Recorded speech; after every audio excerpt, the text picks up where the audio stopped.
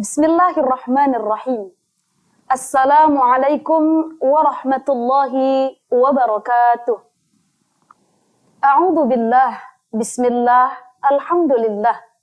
Hamdan wa syukran lillah. Salatan wa salaman ala Rasulillah wa ala alihi wa mawalah. Amma ba'du.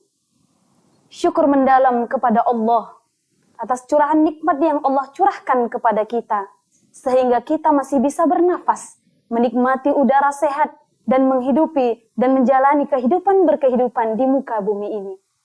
Salawat salam kepada Nabi kita Muhammad, semoga kita mendapatkan syafaat di yaumil mahsyar kelak. Hadirin beriman, dimanapun berada yang dirahmati oleh Allah Subhanahu wa Ta'ala. Tema yang akan kita angkat menjadi kajian kita pada kali ini adalah memaknai emansipasi wanita. Pemirsa budiman, dewasa ini sering kita dengar tentang emansipasi wanita.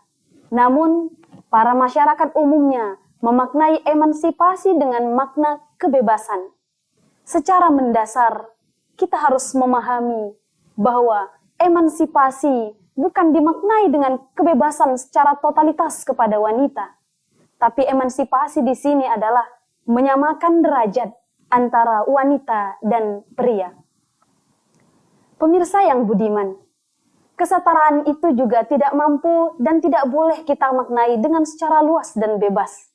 Karena di sini emansipasi adalah menyetarakan, maka penyetaraan di sini adalah kita akan menyetarakan wanita dan pria. Yang pertama pada unsur pendidikan, yang kedua pada unsur sosial dan kemanusiaan, dan yang ketiga pada unsur hukum. Pemirsa yang beriman, kita sangat sadari bahwa di kalangan daerah pedalaman di Indonesia tercinta ini, ketika kita berbicara pendidikan, maka yang diperkenankan untuk bersekolah tinggi-tinggi hanya pria saja. Pada hakikatnya, para masyarakat pedalaman memaknainya bahwa wanita hanya mampu dan hanya diperbolehkan untuk berpendidikan secara sederhana saja. Karena pada akhirnya wanita akan mengurus rumah tangga juga. Namun pemirsa, ini merupakan satu mindset yang negatif, bahwa ketika seorang wanita disekolahkan dengan setinggi-tingginya, maka keturunannya pun akan memiliki generasi yang cerdas dan bersahaja. Pemirsa yang beriman, dan ketika kita berbicara tentang pria, di sini ketika kita membahas emansipasi wanita, pria beranggapan bahwa mereka akan disekolahkan secara tinggi-tinggi karena ia akan mewarisi rumah tangga dan ialah akan menjadi nahkoda rumah tangga.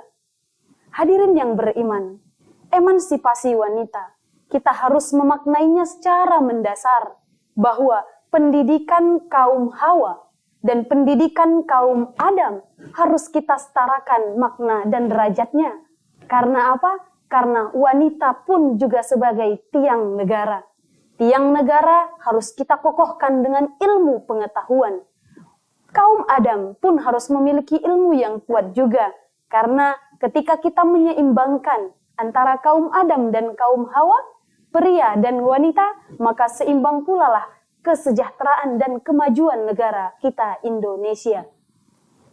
Pemirsa yang budiman, dimanapun berada yang dirahmati oleh Allah Subhanahu wa Ta'ala, kita harus memahami bahwa pendidikan di sini bukan sia-sia untuk seorang wanita, tapi pendidikan di sini adalah satu kunci dan satu prasyaratan menjadikan generasi bangsa menjadi generasi yang berakhlak mulia.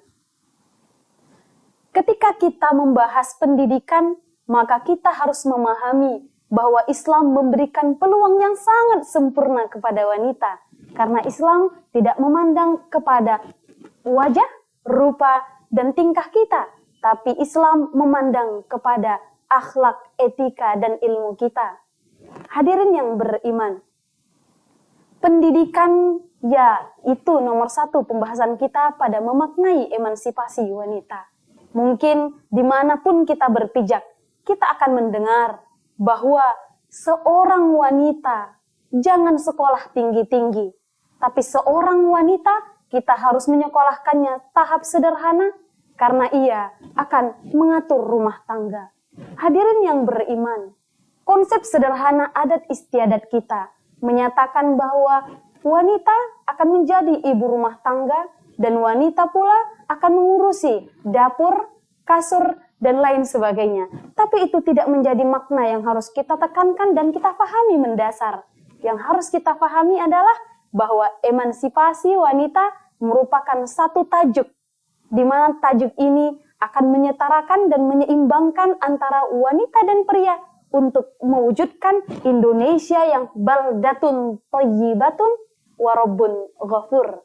Baldatun adalah dunia, thayyibatun adalah sebaik-baiknya, rabbun ghafur yang dirahmati dan yang sangat kokoh pendirian dan pendidikannya. Hadirin yang beriman, lantas apa yang harus kita lakukan terkait pendidikan? Maka hari ini para ibu dan ayah di rumah, berikanlah anak ilmu dan berikanlah anak untuk memilih pendidikan sesuai keinginannya. Sebab ketika anak diberikan kebebasan untuk memilih pendidikan mana yang ia inginkan, dan kita dan orang tua pun harus melihat dan memilih mana pendidikan yang layak dan mana pendidikan yang tidak layak. Karena apa? Karena anak-anak yang cerdas akan lahir dari rahim ibu yang cerdas pula. Dan sekali lagi bahwa pendidikan harus kita tekankan dan harus kita ciptakan kepada seluruh anak-anak bangsa.